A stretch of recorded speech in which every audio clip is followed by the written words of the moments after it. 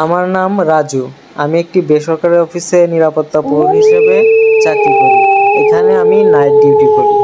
তো প্রতিদিনের মতোই আমি আজকেও সেই রকমভাবে ডিউটি করতেছিলাম।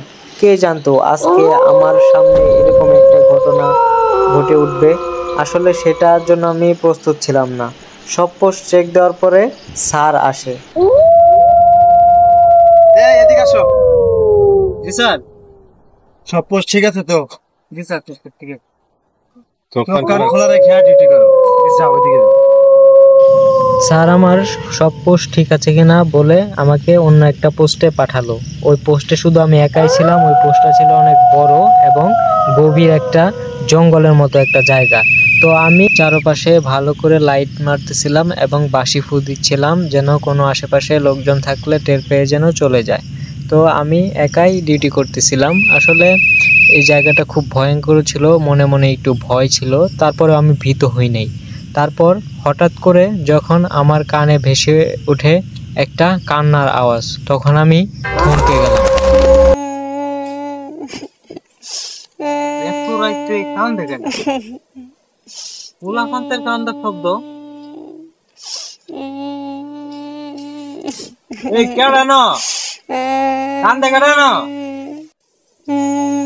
আমি অনেকবার বললাম কে ওখানে, কে ওখানে, কিন্তু কারো কোনো সাড়া শব্দ পেলাম না। তাই আমি ঝোপঝাড়ের মাঝ দিয়ে দেখতেছিলাম যে কে এখানে কান্না করতেছে। কিন্তু তারপর হঠাৎ করে দেখি একটা ছোট্ট একটা বাচ্চা এখানে কান্না করতেছে।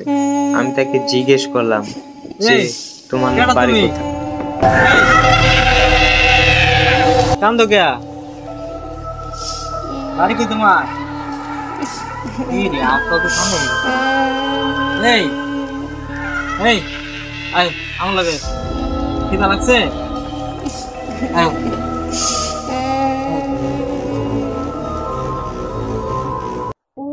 তোমার আপা আমি ঠান্ডা কে? ওর হাতগুলো প্রচুর ঠান্ডা ছিল। আমি বুঝে উঠতে পারতেছিলাম না যে আমার সাথে কি হতে চলেছে। এত বড় একটা বাউন্ডারির ভিতরে একটা ছোট ছেলে, সেইটাও আমার মাথায় তখন ক্যাচ করতেছিল না। তো আমি কিছু বুঝতেছিলাম না, আমার হাত পা তৈরি অবশ হয়ে যাচ্ছিল। আর আমি ভাবছিলাম ও ছেলেই, কিন্তু ও যে ছেলে নামক একটা ভূত সেটা আমি কখনোই জানতাম না। তারপর কি হয়েছিল সেটা একবার দেখুন। কিছুটা দূর ওকে নিয়ে যেতেই ও হঠাৎ করে দাঁড়িয়ে যায় এবং জায়গা থেকে আর নড়ে না। আসো আসো। আরে বড়া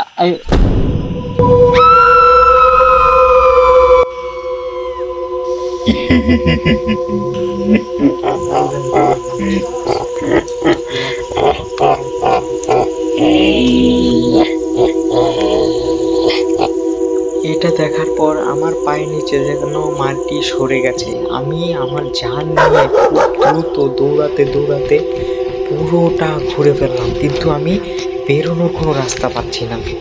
আমি ভাবতেই পারছি না যে আমার সাথে কি হতে চলেছে আজকে। আমি আল্লাহ আল্লাহ বলতেছি শুধু। আর এমনি দৌড়াতে দৌড়াতে গিয়ে দেখি একটা লোক একটা লাশ নিয়ে কবর খুঁড়তেছে।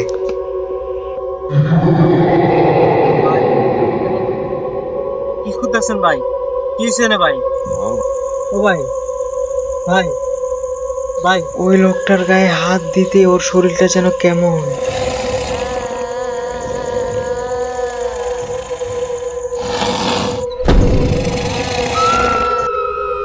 ভাই কে আপনি ভাই? এ লাশকার ভাই, কে আপনি ভাই? ও ভাই তুই এই লাশ দেখবি? দেখ কার লাশ এটা। ভাই ভাই আমি তো মরছি না ভাই। ভাই আমি বাচ্চা আছে ভাই। ভাই আমি মরছি না ভাই এখনো। ভাই ও ভাই আমার যাইতে দেন ভাই। ভাই আমার যাইতে দেন ভাই। ভাই আমি মরছি না ভাই। এত সহজে তোরে কেন যাইতে দিই? কত কষ্ট করে নিয়ে আইছি তোকে, আজকে খবর দিব, আমি জ্যান্ত খবর দিব। না ভাই বললা বললা। আমি তখন অজ্ঞান হয়ে যাই। ওই অবস্থায় আমার আর কোনো হুঁশ থাকে না। তখন যেন ওই সকাল ভোরের ফজরের আজান দিয়ে দেয়, আর আমার জীবনে ঘটে যাওয়া এই গল্পটি স্থগিত হয়ে যায়। خير من النوم